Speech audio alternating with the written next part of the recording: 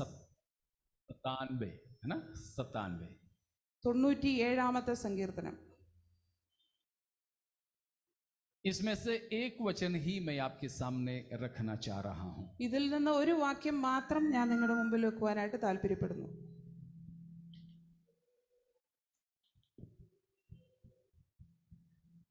उसका 10वां पद, അതിന്റെ 10ാം വാക്യം.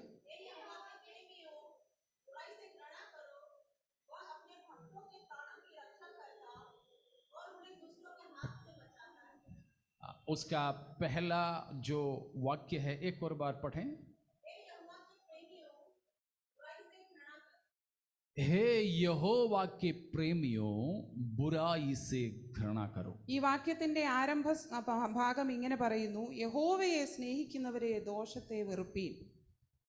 हम लोग पिछले कई महीनों से पवित्र किए गए लोगों के पवित्रीकरण के बारे में सीखते आ रहे हैं. കഴിഞ്ഞ ഏറിയ മാസങ്ങളായി വിശുദ്ധീകരിക്കപ്പെട്ടവരുടെ വിശുദ്ധീകരണത്തെ പറ്റി നാം ചിന്തിച്ചു വരികയായിരുന്നു. और उसमें पिछले 2 हफ्ते से हम पिछले कुछ हफ्तों से उसमें हमारे पवित्रीकरण में हमारी भूमिका क्या है सीख रहे हैं. കഴിഞ്ഞ കുറെ ആഴ്ചയായി ആ വിശുദ്ധീകരണത്തിൽ നമുക്കുള്ള പങ്ക് എന്താണ് എന്ന് നാം ചിന്തിച്ചുകൊണ്ടിരിക്കുകയായിരുന്നു. उसमें पिछले 2 हफ्तों से हम सीख रहे हैं कि हमें पाप से घृणा करना है. അതിൽ കഴിഞ്ഞ 2 ആഴ്ചയായി നാം ചിന്തിക്കുന്നത് പാപത്തെ വെറുക്കുക എന്നുള്ളതാണ്. उसी सिलसिले में आज भी मैं आपके सामने कुछ बातें चंद मिनटों में रखूंगा. അതിനോടനുബന്ധിച്ച് തന്നെ ചുരുക്കം ചില വാക്കുകൾ ഇന്ന് പകലും പറയുവാനായി ആഗ്രഹിച്ചു. उसके बाद अगला सेवकाई में प्रभु भोज में जाने के लिए चाहेंगे. അതിനുശേഷമായി തിരുമേശയിലേക്ക് പോകുവാനായിട്ടും താല്പര്യപ്പെടുന്നു.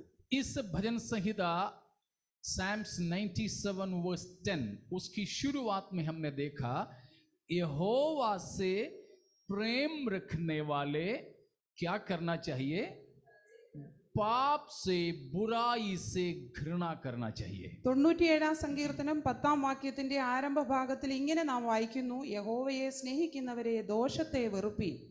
ये दोनों साथ साथ नहीं जा सकता है. ഇത് രണ്ടും ഒരുമിച്ച് കൊണ്ടുപോകാനായിട്ട് കഴിയില്ല. क्या क्या? എന്തെല്ലാമാണ്? परमेश्वर से प्रेम करना और पाप से घृणा करना. परमेश्वर से प्रेम करना और पाप से घृणा ना करना, ये दोनों एक साथ नहीं जा सकते हैं. ദൈവത്തെ സ്നേഹിക്കുകയും അതിനോടൊപ്പം തന്നെ പാപത്തെ സ്നേഹിക്കുകയും ചെയ്ത് രണ്ടും ഒരുമിച്ച് കൊണ്ടുപോകാനായിട്ട് സാധിക്കില്ല. या फिर एक और वचन हम पिछले कुछ दिन पहले पढ़े थे. ഒരു വാക്യം കൂടെ ചില ദിവസങ്ങൾക്ക് മുമ്പ് നാം വായിച്ചത് വായിക്കാം. भजन 45 का 7. 45ാം സങ്കീർത്തനത്തിന്റെ 7ാം വാക്യം.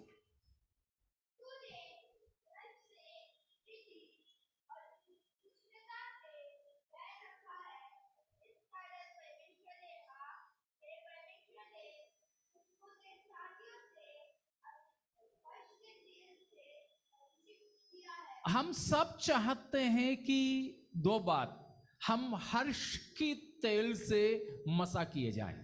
നാം എപ്പോഴും ആനന്ദ തൈലം കൊണ്ട് അഭിഷേകം ചെയ്യപ്പെടുവാനായിട്ട് ആഗ്രഹിക്കുന്നു. है ना? हम लोग शायद प्रार्थना भी करते होंगे हमें मसा कर प्रभु आनंद की तेल से. നാം ചിലപ്പോൾ പ്രാർത്ഥിക്കുകയും ചെയ്യുന്നുണ്ടായിരിക്കും, ആനന്ദത്തിന്റെ തൈലം കൊണ്ട് ഞങ്ങളെ അഭിഷേകം ചെയ്യണമേ ദൈവമേ എന്ന്. आनंद की तेल से मसा करने का मतलब सिंपली ऐसे बोल सकते हैं, हम प्रभु में आनंदित रहें. ആനന്ദ തൈലം കൊണ്ട് അഭിഷേകം ചെയ്യുക എന്ന് പറഞ്ഞാൽ സാധാരണമായുള്ള അർത്ഥം ഇതാണ്, നാം ദൈവത്തിൽ ആനന്ദമുള്ളവരായി സന്തോഷമുള്ളവരായിരിക്കുക. पौलुस की भाषा में हम प्रभु में सदा आनंदित रहने वाले हो जाएं. പൗലോസിന്റെ ഭാഷ്യത്തിൽ പറഞ്ഞാൽ നാം കർത്താവിൽ എപ്പോഴും സന്തോഷമുള്ളവരായിരിക്കുക. लेकिन वो हमसे होता है? എന്നാൽ അത് നമ്മെ കൊണ്ട് സാധിക്കാറുണ്ടോ? पिछले सप्ताह ही था ना, हम लोग मनन किए थे हमारे आनंद की ऊपर नीचे होता ही कि नहीं. കഴിഞ്ഞ ആഴ്ചയാണ് നാം ചിന്തിച്ചത് നമ്മുടെ സന്തോഷം കുറഞ്ഞും കൂടിയും വരാറുണ്ടോ എന്ന്. बच्चे लोग ये ध्यान देना, अभी बाइबल मत पढ़ो, इधर ध्यान दो, ठीक है?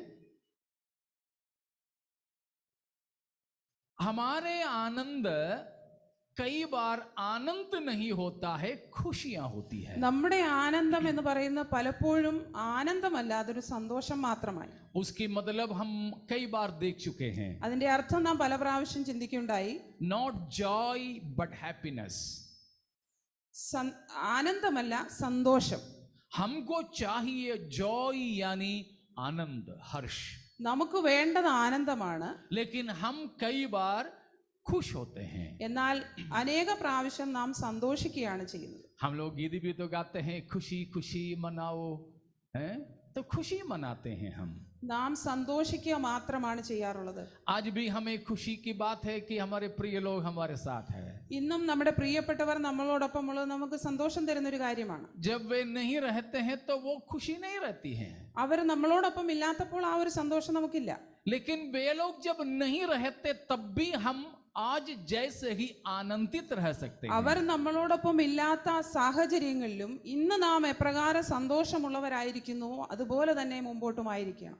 हैप्पीनेस आप जानते हैं, हैप नाम का एक मूल शब्द से आया है. हैप, സന്തോഷം എന്നുള്ളത് ഹാപ്പ് എന്ന് പറയുന്ന ഒരു മൂല വാക്കിൽ നിന്നുണ്ടായതാണ്. हैप का मतलब शायद आपको याद होंगे. ഹാപ്പിന്റെ അർത്ഥം നിങ്ങൾക്ക് ഒരുപക്ഷെ ഓർമ്മയുണ്ടായിരിക്കും. किसी को याद है? हैप मीन्स चांस, चांस, एक मौका, अवसर.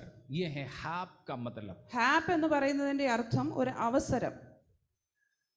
मतलब हैप्पीनेस अवसर पर, परिस्थिति पर निर्भर रहता है. സന്തോഷം എന്ന് പറയുന്നത് സാഹചര്യങ്ങളെ അധികരിച്ച് മാത്രം ഉണ്ടാകുന്നതാണ്. लेकिन परमेश्वर हमको देने वाला, हमें जिस तेल से मसा करना चाहता है वो आनंद का तेल है. ദൈവം നമുക്ക് തരുന്നത് ആനന്ദ തൈലം കൊണ്ടുള്ള അഭിഷേകമാണ്. वो हम सब चाहते हैं. അത് നാം എല്ലാവരും ആഗ്രഹിക്കുന്നു. और दूसरी बात हम ये चाहते हैं, രണ്ടാമതായി നാം ആഗ്രഹിക്കുന്നത് और लोगों से अधिक हम मसा किया जाए. മറ്റുള്ളവരെക്കാൾ അധികമായി നാം അഭിഷേകം ചെയ്യപ്പെടുക. वहां वही लिखा है ना, അവിടെ അതാണ് എഴുതിയിരിക്കുന്നത്. तेरे साथियों से अधिक. तो साथियों से अधिक हम आनंद पाना चाहते हैं. നമ്മുടെ കൂട്ടുകാരിൽ പരമായി ആനന്ദ തൈലം കൊണ്ട് അഭിഷേകം ചെയ്യണം, ഇതാണ് നമ്മുടെ ആഗ്രഹം. लेकिन कई बार तो हम आनंदित नहीं रहते हैं. എന്നാൽ അനേക സമയങ്ങളിൽ നാം അങ്ങനെ ആനന്ദമുള്ളവരായിരിക്കുന്നില്ല. आनंदित न रहने का एक मुख्य कारण यहाँ पर है. ആനന്ദം നമ്മുടെ ജീവിതത്തിൽ ഇല്ലാതിരിക്കുന്നതിന്റെ പ്രധാനമായ ഒരു കാരണം ഇവിടെയുണ്ട്. क्या है? എന്താണത്? जल्दी साथ में आइएगा. क्या है? या we lack some love and we possess in excess some hatred. Okay? हमारे अंदर हमें जो प्रेम चाहिए वो प्रेम की कमी पाया जाता है. നമ്മുടെ ഉള്ളിൽ ഉണ്ടാകേണ്ടതായ ആ സ്നേഹത്തിന്റെ കുറവ് നമ്മളിൽ കാണുന്നു.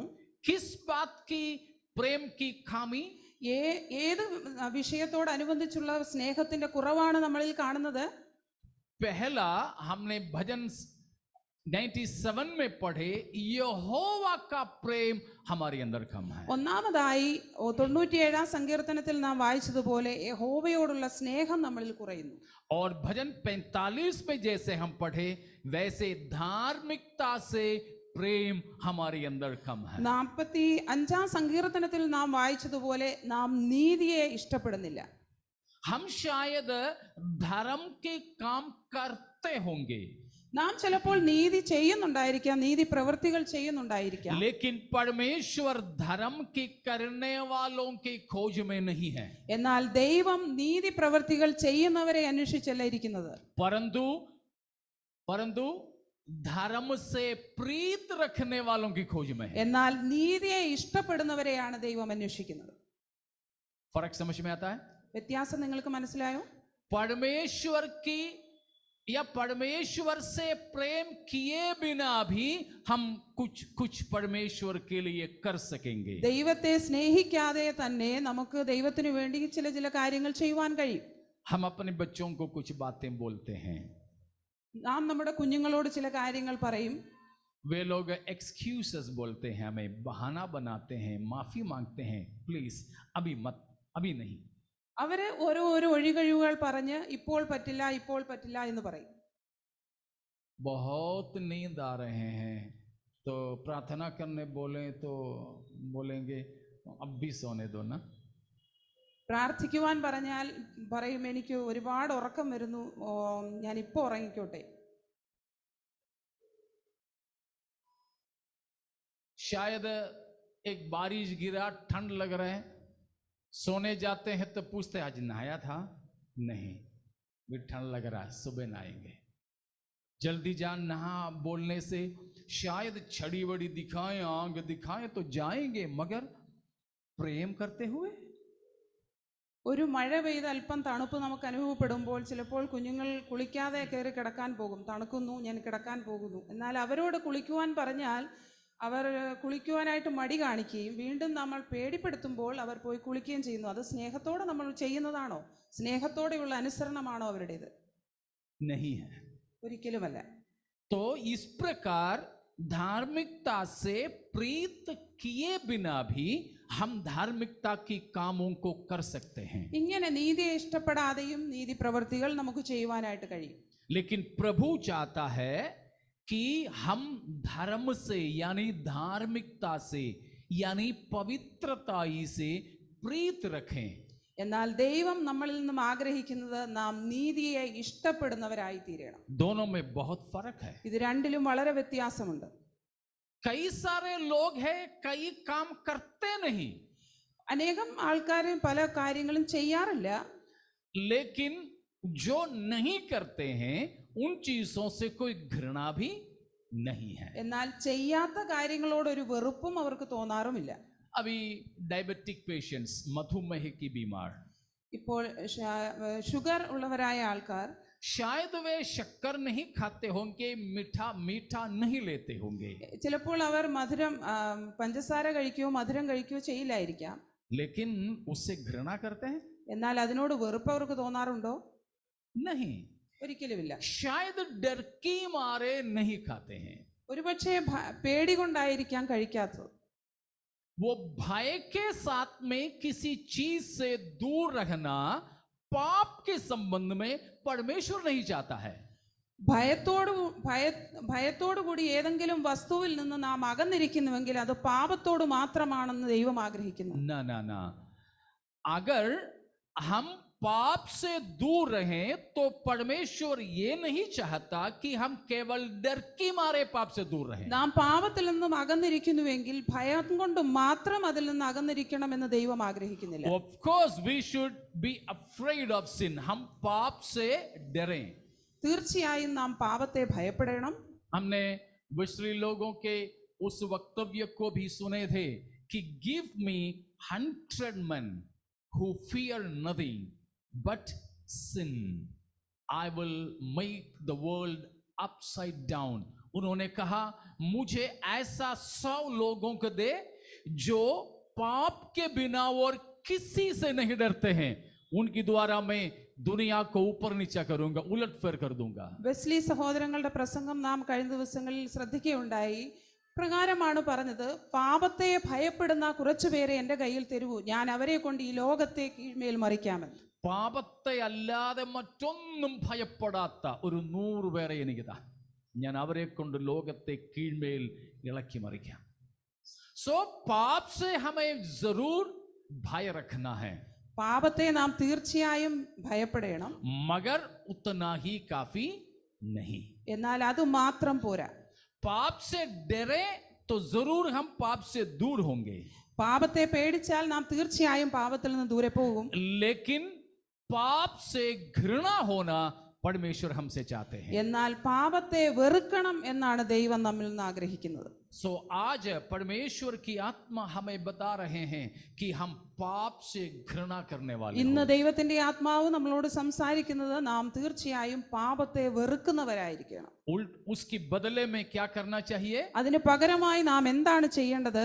यहोवा से तथा धार्मिकता से प्रीत रखें। യഹോവയെയും നീതിയെയും സ്നേഹിക്കുന്നവരായി തീരുക. ये दोनों एक साथ नहीं जाएंगे, ഇത് രണ്ടും ഒരുമിച്ച് കൊണ്ടുപോകാനായിട്ട് കഴിയില്ല. मतलब दोनों से हम प्रेम नहीं कर सकते हैं। ഇത് രണ്ടിനെയും നമുക്ക് സ്നേഹിക്കുവാൻ കഴിയില്ല. जैसे प्रभु यीशु मसीह ने मत्ती 6 में बताया, മത്തായി 6-ാം അധ്യായത്തിൽ യേശു ക്രിസ്തു പറഞ്ഞതുപോലെ, दो स्वामियों के तुम सेवा नहीं कर सकते, രണ്ട് യജമാനന്മാരെ സേവിക്കുവാൻ നിങ്ങൾക്ക് കഴിയുകയില്ല. किसी एक से तुम प्रीत रखोगे, किसी एक का तुम घृणा। ഏതെങ്കിലും ഒരു യജമാനനെ സ്നേഹിക്കുകയും മറ്റു യജമാനനെ വെറുക്കുകയും ചെയ്യും. इसी तरह चाहे पाप से प्रीति, नहीं तो परमेश्वर से प्रीति। ഇതുപോലെ തന്നെ പാപത്തെ സ്നേഹിക്കുക അല്ലെങ്കിൽ യഹോവയായ ദൈവത്തെ സ്നേഹിക്കുക. दोनों तरफ में प्रेम दिखाना और करना संभव नहीं। പാപത്തെയും ദൈവത്തെയും ഒരുപോലെ സ്നേഹിക്കുവാനും സ്നേഹം പ്രകടിപ്പിക്കുവാനും ഒരിക്കലും കഴിയില്ല. हम कितने भी बड़े कलाकार हो तो भी नहीं कर सकते हैं प्रेम परमेश्वर से भी और पाप से भी। നാം എത്ര കലാകാരന്മാരായിരുന്നാലും ദൈവത്തെയും അതുപോലെ തന്നെ പാപത്തെയും ഒരുപോലെ സ്നേഹിച്ചു കൊണ്ടുപോകാൻ കഴിയില്ല. तो आज भी परमेश्वर हमसे ये मांगता है कि हम यहोवा से प्रीति रखें और धार्मिकता से। ഇന്നും ദൈവം നമ്മളിൽ നിന്നും ആഗ്രഹിക്കുന്നത് നാം യഹോവയെ സ്നേഹിക്കുന്നവരും നീതിയെ ഇഷ്ടപ്പെടുന്നവരുമാകുക. और बुराई से और दुष्टता से बैर रखने वाले हो। ദോഷത്തെ വെറുക്കുന്നവരും ദുഷ്ടതയെ ദ്വേഷിക്കുന്നവരുമാകുവാനായിട്ട് നമ്മിൽ നിന്നും ആഗ്രഹിക്കുന്നു. As we grow in the love of God, we will grow more in hating sin and wickedness. जैसे हम परमेश्वर के प्रेम में बढ़ेंगे, वैसे उसी रेशियो में, उसी की रेसिप्रोकल में हम जो है पाप से, दुष्टता से बैर भी रखेंगे. നാം ദൈവത്തെ സ്നേഹിക്കുന്നതിൽ എങ്ങനെ നാം മുമ്പോട്ട് പോകുമോ അതേ റേഷ്യോയിൽ നാം പാപത്തെ വെറുക്കുകയും അതിനോട് നമുക്ക് ഭയമുണ്ടാകുകയും ചെയ്യും. काफी सारे लोग हैं पाप को जो है अपनी गोदी में सुला देते हैं. അനേകം പ്രിയപ്പെട്ടവരുണ്ട് പാപത്തെ തന്റെ മടിയിൽ ഉറക്കുന്നവരായി. ऐसे पापों को बोसम सिंस कहते हैं, गोदी की पाप. അങ്ങനെയുള്ള പാപത്തെ വിളിക്കുന്നതാണ് മടിയിൽ നിങ്ങൾ ഉറക്കുന്ന പാപം. उसी के लिए बाइबल देने वाला नाम है उलझाने वाले पाप. അതിനുവേണ്ടി ദൈവത്തിന്റെ വചനം പറയുന്ന പേരാണ് മുറുകെ പറ്റുന്ന പാപം. जो इब्रानियों 12 का पहला पद में पढ़ते हैं. എബ്രായർ 12-ാം അധ്യായത്തിന്റെ 1-ാം വാക്യത്തിൽ നാം അത് വായിക്കും. उलझाने वाले पाप. മുറുകെ പറ്റുന്ന പാപം. कितना भी हम निर्णय लेते तो भी हमारे अंदर ही अंदर कहीं न कहीं उसके प्रति प्रेम बना रहता है. എത്ര നാം തീരുമാനങ്ങൾ എടുത്താലും നമ്മുടെ ജീവിതത്തിൽ മനസ്സിന്റെ ഉള്ളിൽ അതിനോടൊരു സ്നേഹം നമുക്ക് തോന്നുന്നു. तो पाप से घृणा करने के लिए प्रभु चाहते हैं. ദൈവം നമ്മളിൽ നിന്നും ആഗ്രഹിക്കുന്നു നാം പാപത്തെ വെറുക്കുന്നവരാകുക. परमेश्वर पाप से घृणा करता है. ദൈവം പാപത്തെ വെറുക്കുന്നു. परमेश्वर घृणा करने वाले कुछ बातें भी आपके सामने रखकर मैं इस सत्र को समाप्त करूं. ദൈവം വെറുക്കുന്ന ചില കാര്യങ്ങളൂടെ പറഞ്ഞിട്ട് ഈ വചനം ഇവിടെ നിർത്തുവാനായിട്ട് ആഗ്രഹിക്കുന്നു. नीतिवचन 6 का 16, 17, 18. സദൃശവാക്യം 6-ാം അധ്യായം 16, 17, 18.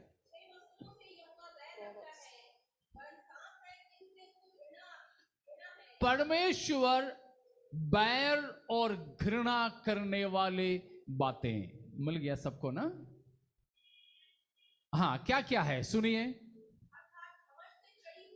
पहला होटी आइस, जो है घमंड से चढ़ी हुई आंखें. ഒന്നാമത്തേത് ഗർവമുള്ള കണ്ണ്. दूसरा झूठ बोलने वाली जीभ. വ്യാജമുള്ള നാവ്. तीसरा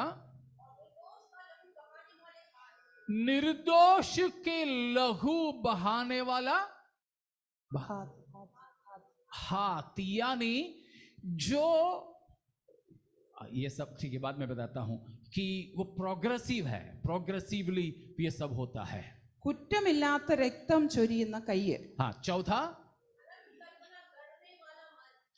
मन जिनके लिए की बातों को सोचते हैं. ദുരുപായം നിരൂപിക്കുന്ന ഹൃദയം. पांचवा बुराई जो कल्पना किया ना, जो योजना बनाया ना, उसको पूरा करने के लिए दौड़ने वाला पांव। ദോഷത്തിന് ബന്ധപ്പെട്ട് ഓടുന്ന കാല്. हाँ, अगला कितना छठवीं बात है, झूठ या झूठे गवाह, ഭോഷ്ക് പറയുന്ന കള്ളസാക്ഷി. और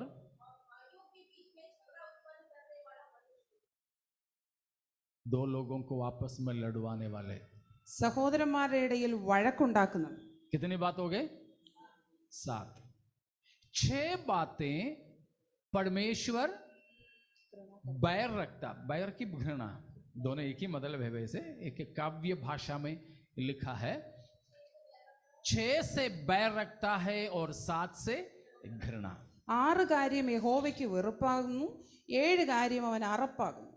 वो 7 बातें यहां बताया है. ആ 7 കാര്യം ഇവിടെ ഞാൻ പറയുകയുണ്ടായി. इनमें से कुछ हमारे अंदर है क्या ना पूछना, परंतु नहीं है क्या पूछना चाहूंगा मैं. ഇതിലെ ചിലത് നമ്മുടെ ഉള്ളിൽ ഇല്ലേ? जी, पहला वाला कौन सा है? ആദ്യത്തേത് घमंड से चढ़ी हुई आंखें. ഗർവമുള്ള കണ്ണ്. That is one of the original sins, pride, जो है घमंड, वो है मूल पापों में से एक है. പാപത്തിന്റെ തന്തപാപം എന്നങ്ങ് പറഞ്ഞു. തന്തപാപങ്ങളിൽ ഒന്നാണ് അഹങ്കാരം, ഗർവം. मतलब बाकी सभी पापों को पैदा करने वाला बाप पाप है ये. ബാക്കി എല്ലാ പാപങ്ങളെയും ജനിപ്പിക്കുന്ന പാപമാണ് അഹങ്കാരം. और किसी समय में हम देखेंगे 7 deadly sins करके है. നാം പിന്നീട് ഒരിക്കൽ 7 മരണകരമായ പാപത്തെ പറ്റി നാം ചിന്തിക്കുന്നു. आपने सुना है इसे? കേട്ടിട്ടുണ്ടോ നിങ്ങൾ? 7 deadly sins. 7 മരണത്തിന് അനുകൂലമായ പാപം. वो और किसी समय हम मनन करेंगे. നാം പിന്നീട് എപ്പോഴെങ്കിലും അതിനെപ്പറ്റി ചിന്തിക്കാം. यहाँ पर 7 ऐसे पाप जिससे परमेश्वर घृणा और बैर रखता है. ഇവിടെ യഹോവ വെറുക്കുന്നതായ 7 പാപങ്ങളെ പറ്റിയാണ് പറഞ്ഞിരിക്കുന്നത്. उसमें पहला है घमंड. അതിലെ ആദ്യത്തേതാണ് അഹങ്കാരം. इसलिए वहां लिखा है घमंड से चढ़ी हुई आंखें. അതുകൊണ്ടാണ് അവിടെ എഴുതിയിരിക്കുന്നത് ഗർവമുള്ള കണ്ണ്. मतलब बाकी हर किसी को नीचे देखने वाली अनुभव. അതിന്റെ അർത്ഥം ഇതാണ്, ബാക്കി എല്ലാവരെയും താഴ്ന്നവരായിട്ട് മാത്രമേ കാണുകയുള്ളൂ. अपने आप को सबसे ऊंचा समझते हैं. തന്നെ തന്നെ സ്വയമായി ഞാൻ വലിയവനാണെന്നുള്ള ഭാവത്തോടെ മാനിക്കുന്നു. ये किसका पाप है? ഇത് ആരുടെ പാപമാണ്? बताओ अंश, किसका है वो? ध्यान नहीं दिया ना. किसका पाप है रोहन?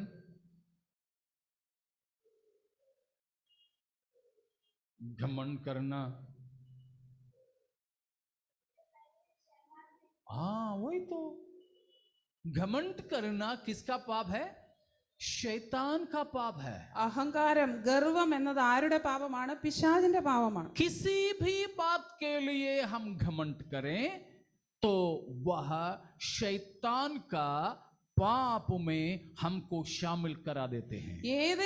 ഏത് ചെറിയ കാര്യത്തിന് വേണ്ടും നാം അഹങ്കരിക്കുന്നുവെങ്കിൽ അത് പിശാചിന്റെ പാപത്തിൽ നമ്മെ കൂട്ടിച്ചേർക്കുന്നു. जब हमारे अंदर ये घमंड वाला पाप रहता है, हम किसी की भी अधीन नहीं रहते हैं, हम नम्र और दीन नहीं रहते हैं. ഈ അഹങ്കാരവും ഗർവവും നമ്മുടെ ഉള്ളിലുണ്ടെങ്കിൽ നാം ആർക്കും കീഴ്പ്പെട്ട് ജീവിക്കുവാൻ ഒരിക്കലും താല്പര്യപ്പെടുകയില്ല. हम लोग कई बार पास्टरों के बीच में जब बात करते हैं तो एक बात ऐसे बोलते हैं. പാസ്റ്റർമാരുടെ ഇടയിൽ സംസാരിക്കുമ്പോൾ ഒരു കാര്യം പറയാറുണ്ട്. बहुत से पास्टर लोग हैं इंडिपेंडेंट बन जाते हैं. അനേകം പാസ്റ്റർമാര് സ്വതന്ത്ര സഭകൾ സ്ഥാപിക്കാറുണ്ട്. उसका मुख्य कारण ये है कि किसी संस्था के अधिकारियों के नीचे रहना वे पसंद नहीं करते. അതിന്റെ പ്രധാനമായ കാര്യം ഇതാണ്, ഏതെങ്കിലും ഒരു സമൂഹത്തോട് ഒരുമിച്ച് അവർക്ക് കീഴ്പ്പെട്ട് പ്രവർത്തിക്കുവാനായിട്ട് താൻ താല്പര്യപ്പെടുന്നില്ല. घमंड के कारण है वो. അഹങ്കാരത്തിന്റെ കാരണം. समझ में आ रहा ना? और हमारे अंदर घमंड है कि नहीं? നമ്മുടെ ഉള്ളിൽ അഹങ്കാരമുണ്ടോ? हम तो बिल्कुल नहीं मानेंगे. നാം ഒരിക്കലും അത് സമ്മതിക്കില്ല. कभी भी आपको लगा क्या मैं घमंडी हूं? मतलब खुद ही को, दूसरों को तो लगा जरूर होगा, मुझे तो जरूर लगा होगा श्रेष्ठ ब्रदर तो बड़ा घमंडी है, पक्का है, मुझे लगा होगा. ഞാൻ എന്നെ തന്നെ അഹങ്കാരി എന്ന് എന്നെങ്കിലും നമ്മുടെ ജീവിതത്തിൽ തോന്നിയിട്ടുണ്ടോ? मैं सोचूंगा आप में से एक एक जन घमंडी है. ഞാൻ ഒരുപക്ഷെ എന്റെ മുമ്പിലിരിക്കുന്ന എല്ലാവരും ഗർവമുള്ളവരാണ്, അഹങ്കാരികളാണെന്ന് ചിന്തിക്കും. लेकिन मैं तो सोचूंगा मैं आप सबसे भी बिल्कुल नम्र और दीन हूं. എന്നാൽ ഞാൻ എന്നെ പറ്റി ഞാൻ ഏറ്റവും താഴ്മയും എളിമയും ഉള്ളവനാണെന്ന് ചിന്തിക്കും. इसलिए मैंने पूछा कभी भी हमको लगा क्या हमारे अंदर घमंड है? അതുകൊണ്ടാണ് ചോദിച്ചത്, എന്തെങ്കിലും നമ്മുടെ ഉള്ളിൽ ഈ അഹങ്കാരം ഉണ്ടോ എന്ന് നാം ചിന്തിച്ചിട്ടുണ്ടോ? रिजल्ट मत बताइएगा, लेकिन सोचा कि इतना तो बता दे. ഉത്തരം വേണ്ട, നിങ്ങൾ തന്നെ ചിന്തിക്കുക. सोचा कभी? എന്തെങ്കിലും ചിന്തിച്ചിട്ടുണ്ടോ? नाराज हो गए जी? सोचा है. रिजल्ट मत बताइए, फिर भी मैं पूछ रहा हूं हमको रिजल्ट क्या मिला था, रिपोर्ट क्या मिला था? मत बताइए, मत बताइए. ഉത്തരം നിങ്ങൾ പറയണ്ട, അതിന് മറുപടി നമുക്ക് എന്താണ് കിട്ടിയത്? व्यक्तिगत तौर पर बात कर रहे हो तो मैं जरूर रिपोर्ट मांग लेता. ഒരു വ്യക്തിയോടാണ് ഞാൻ ചോദിക്കുന്നതെങ്കിൽ തീർച്ചയായിട്ടും ഞാൻ ചോദിച്ചു. രഹസ്യമായിട്ടായിരുന്നെങ്കിൽ ചോദിച്ചേനെയായിരുന്നു. സഭ के सामने अपना रिपोर्ट मत बताइए. ഒരു സഭയുടെ നടുവിൽ നിങ്ങൾ ഉത്തരം പറയണ്ട. लेकिन अपने आप में उस चीज को रखिए. എന്നാൽ നമ്മുടെ ഉള്ളിൽ തന്നെ ആ കാര്യത്തെ സംഗ്രഹിക്കുക. एक छोटा सा टेस्ट, ഒരു ചെറിയ പരീക്ഷണം. हमको तो जरूर हम तो बोलेंगे तो बोलेंगे हाँ थोड़ा बहुत है, പറഞ്ഞു കഴിഞ്ഞാൽ നാം ഒരുപക്ഷെ പറയാം കുറച്ചൊക്കെ ഉണ്ട് നമ്മുടെ. लेकिन टेस्ट करें. ഒന്ന് പരീക്ഷിച്ച് നോക്കാം. एक छोटा सा टेस्ट ये है, ഒരു ചെറിയ കാര്യം ഇതാണ്. आम आई टीचेबल, क्या मैं दूसरों की द्वारा शिक्षित होने के लिए तत्पर हूं? ഒരു ചെറിയ കാര്യം ഇതാണ്, മറ്റുള്ള ഒരു വ്യക്തി നമ്മെ പഠിപ്പിക്കുവാൻ നമുക്ക് താല്പര്യമുണ്ടോ? औरों से सीखने का मतलब ये नहीं कि जैसे आप लोग हर मीटिंग में आते हो या ऑनलाइन में ऑफलाइन में बैठते हो, मुझसे सीखते हो, तो शायद आपके मन में ये बात आ जाए हम तो सीखते रहते भाई, वो बात नहीं है. लेकिन व्यक्तिगत तौर पर am I subjected to, submissive to corrections? क्या मैं सुधार के लिए समर्पित हूं? നാം ഇന്ന് പകല് ചിന്തിക്കേണ്ടത് വ്യക്തിപരമായി തിരുത്തപ്പെടുവാൻ നാം സമർപ്പണമുള്ളവരാണോ?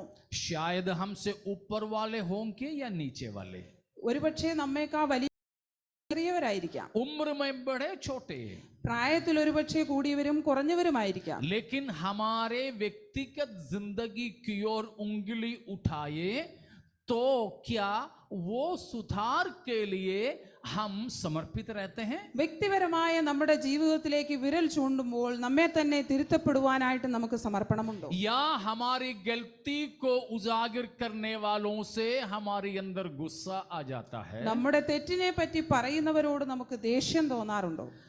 उनको हम उल्टा जवाब देते हैं. അവരോട് തിരിച്ചു മറുപടി പറയുന്നവരാണോ നാം?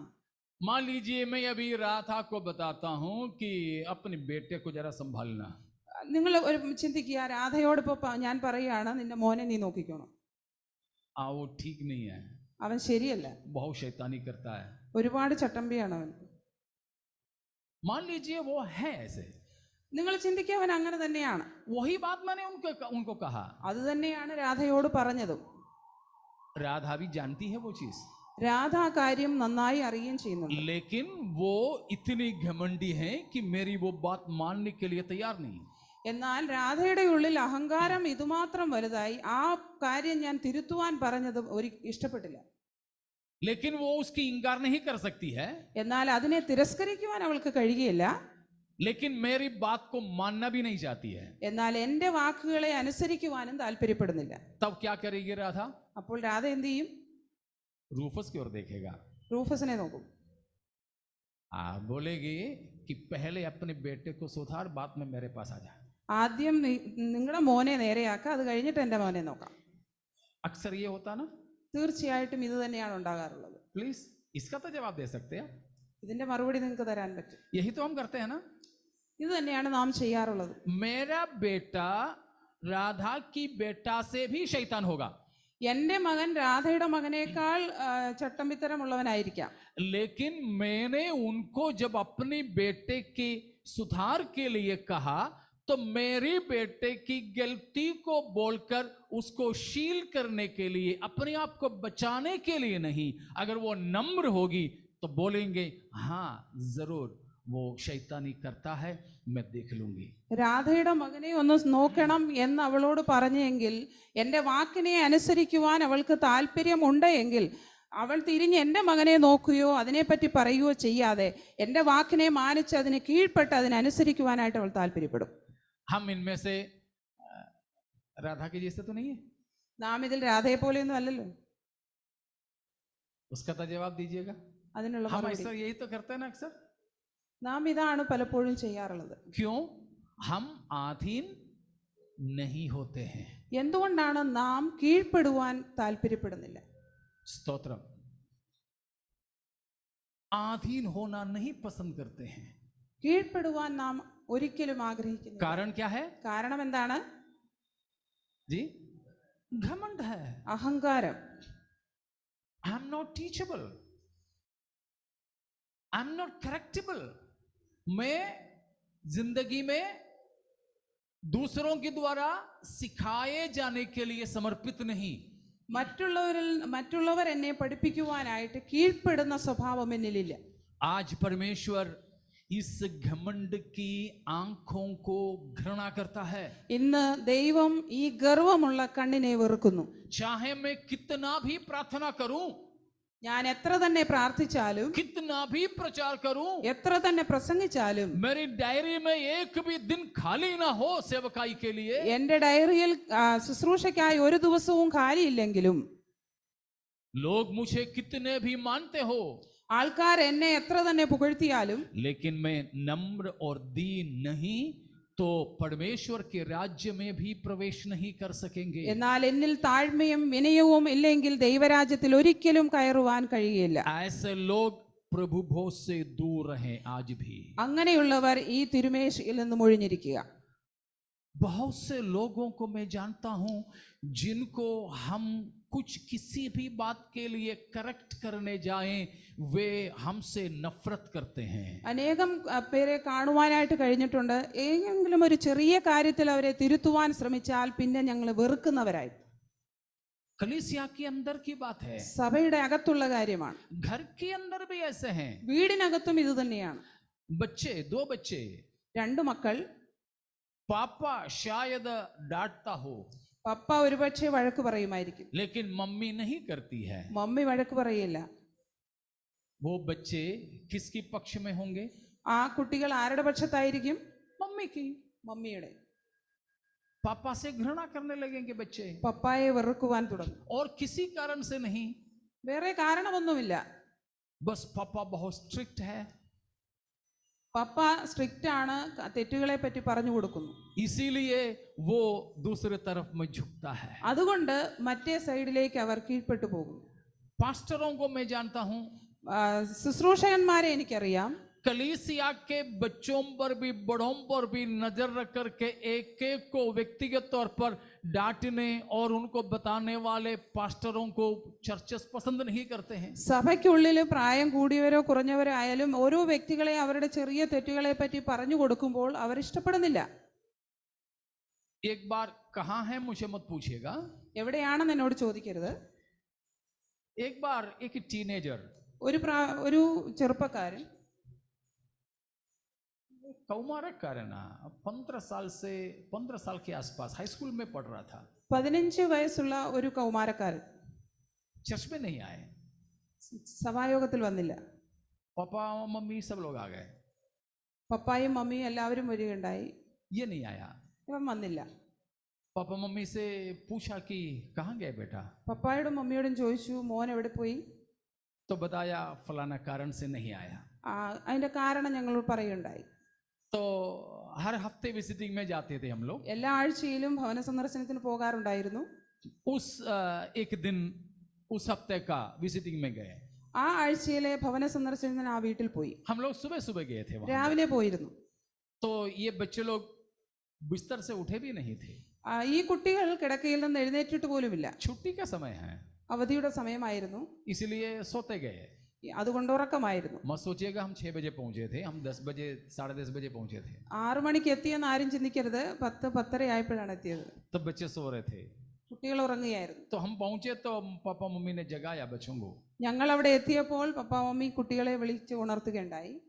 और हमें भी अंदर के कमरे में ले लिया। ഞങ്ങളെയും അകത്ത റൂമിലേക്ക് ക്ഷണിച്ചു.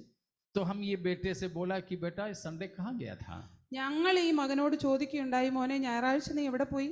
और याद करें 15 साल का बच्चा है। ഓർക്കുക 15 വയസ്സ് മാത്രമുള്ളൊരു മകനാണ്. पापा मम्मी खड़े हैं, അപ്പനും അമ്മയും അവിടെ നിൽക്കുന്നുണ്ട്. बड़े भाई छोटे भाई सब है, മൂത്ത സഹോദരനും ഇളയ സഹോദരനും അവിടെ നിൽക്കുന്നുണ്ട്.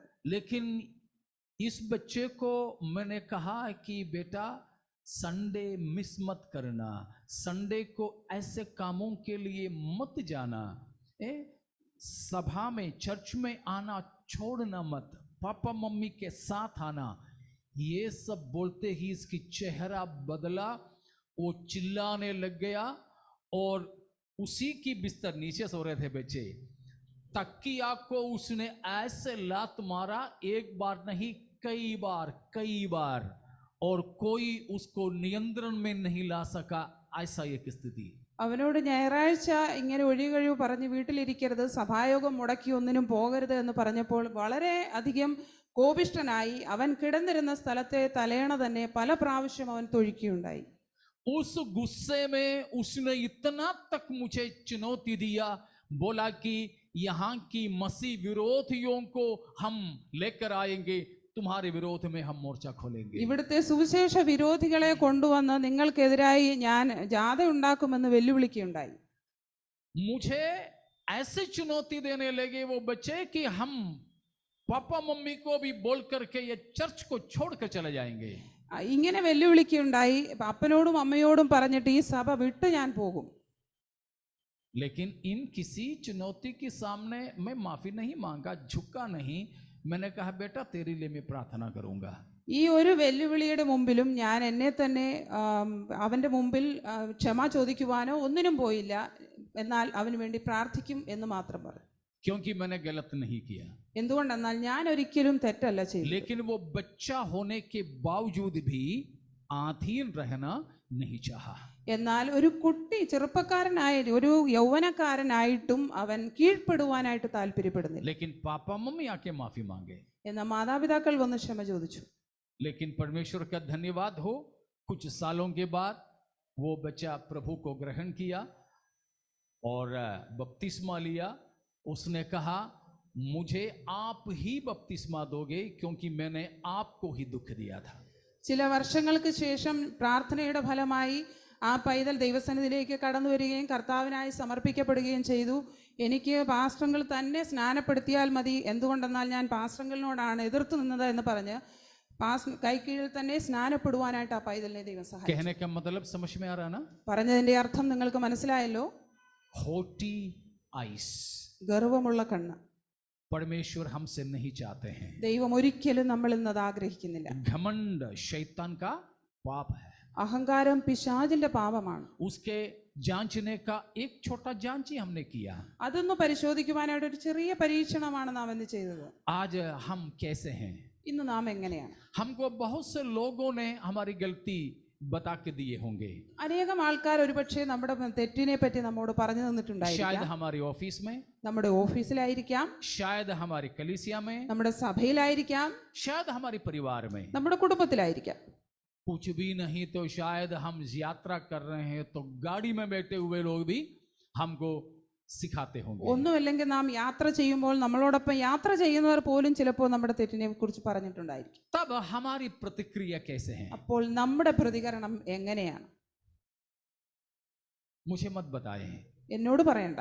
लेकिन हमारे हृदयों को जांचने वाला, जानने वाले परमेश्वर के सामने अपने आप को परखें। നമ്മുടെ ഹൃദയങ്ങളെ പരിശോധിക്കുന്ന ദൈവത്തിന് മുമ്പിൽ നമ്മെ തന്നെ ഒന്ന് ശോധന ചെയ്യുക. नाराज हो गए?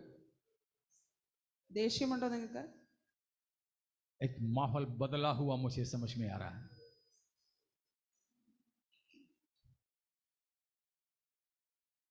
कारण परमेश्वर हमसे चाहते हैं हम मसीह के स्वभाव के हो। കാരണം ഇതാണ്, നാം ക്രിസ്തുവിന്റെ സ്വഭാവത്തോട് അനുരൂപരായി തീരണം. क्या है मसीह का स्वभाव? എന്താണ് ക്രിസ്തുവിന്റെ സ്വഭാവം? क्या मसीह का स्वभाव? ക്രിസ്തുവിന്റെ സ്വഭാവം എന്താണ്? वो परमेश्वर होने के बावजूद भी अपने आप को ऐसा शून्य कर दिया। हाँ, शून्य कर दिया।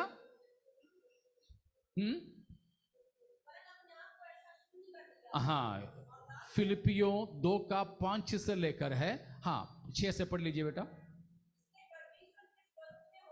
यीशु मसीह परमेश्वर के स्वरूप में होकर भी परमेश्वर ही बने रहने की अवस्था को नहीं चाहा,